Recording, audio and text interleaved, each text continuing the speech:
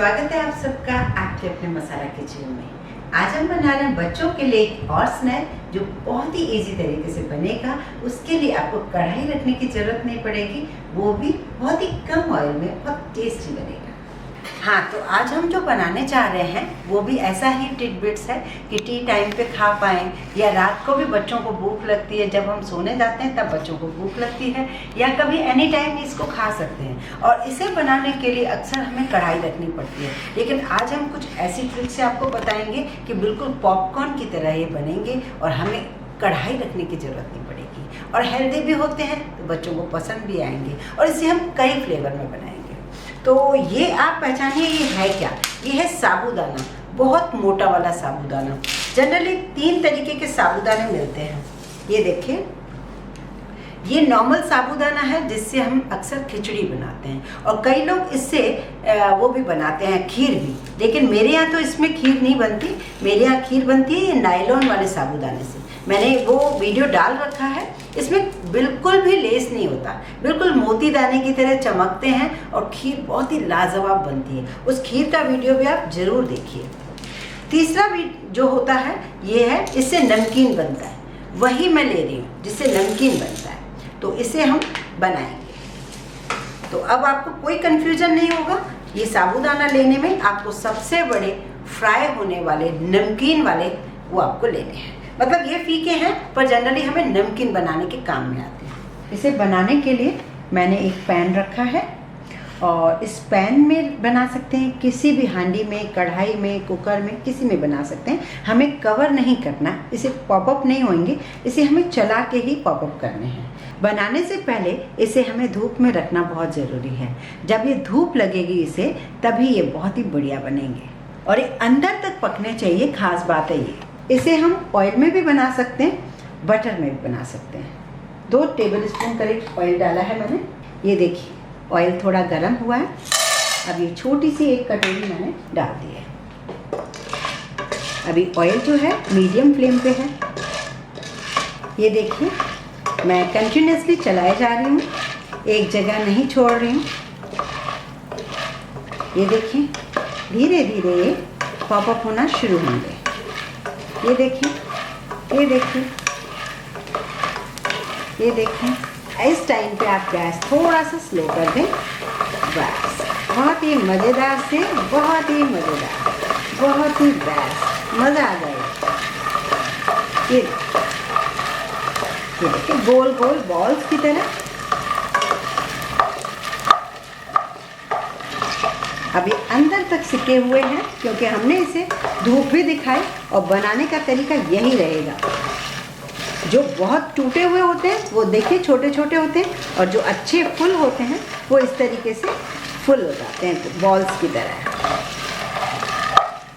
Gas slow रखेंगे, अभी भी इसे और थोड़ा सा और पकने देंगे, जल्दी ना करें निकालने की। अब देखिए, ये इस तरीके से आप बिल्कुल ऑयल ना हो ऐसे निकालते जाएं प्लेट में।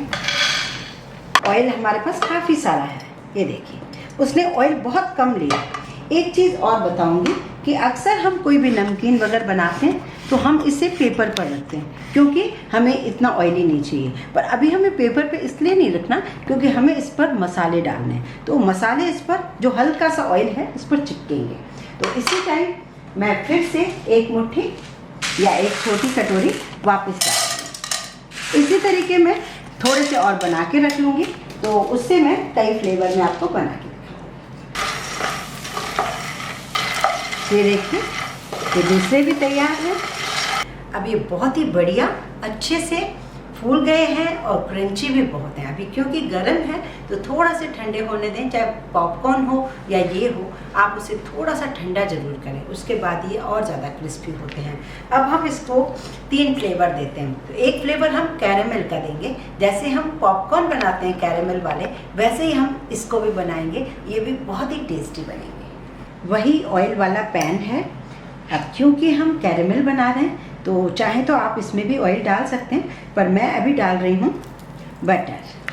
करीब 1 टेबलस्पून बटर डाल रही हूँ, क्योंकि मैं बहुत थोड़े बना रही हूँ। 2 टेबलस्पून डाल रही हूँ मैं चीनी। मीडियम फ्लेम पे इसे पकाना है।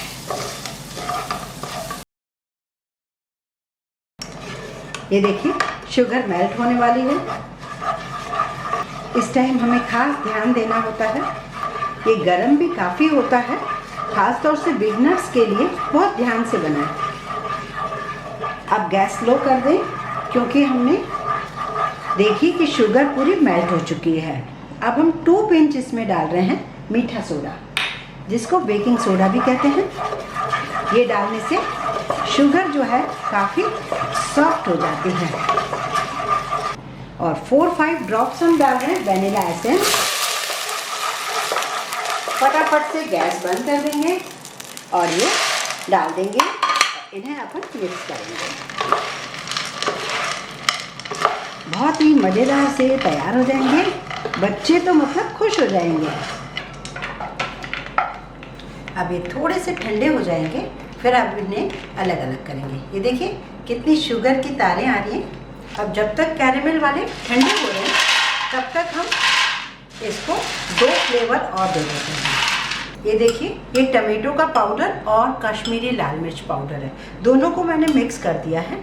तो मैं 1 चम्मच ही ले रही हूँ। बहुत थोड़ा सा नमक ले रही हूँ। नमक कम ही लें क्योंकि हम थोड़ा सा इसमें चाट मसाला भी डालेंगे। कोई भी आप बॉक्स ले लीजिए, इसे इस तरीके से बंद कीजिए। ये बहुत ही बढ़िया कलर के तैयार हो गए। ये देखिए ये दूसरा फ्लेवर हो गया। अब इसे हम निकाल लेते हैं।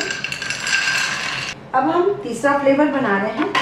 इसमें बचे हुए सारे मैं डाल दूँगी और इसमें मैं डालूंगी जो कॉमन है चाट मसाला। नमक बहुत थोड़ा क्योंकि चाट मसाले में है, और ज़्यादा मैं डालूंगी इसमें पुदीना पाउडर। इसे भी इस तरीके से मिक्स करें। ये देखिए आप इसमें काली मिर्च डाल सकते हैं और कड़ी पत्ता डाल सकते हैं। ये है पुदीने का फ्लेवर। अब हमारे ये भी ठंडे हो चुके हैं और इसे हम इस तरीके से अलग अलग करेंगे। ये देखिए ये तो सबसे ज़्यादा क्रंची लग रहे हैं क्योंकि एक इसकी कोटिंग भी हो गई, तो और ही ज़्यादा बढ़िया लग रहे हैं।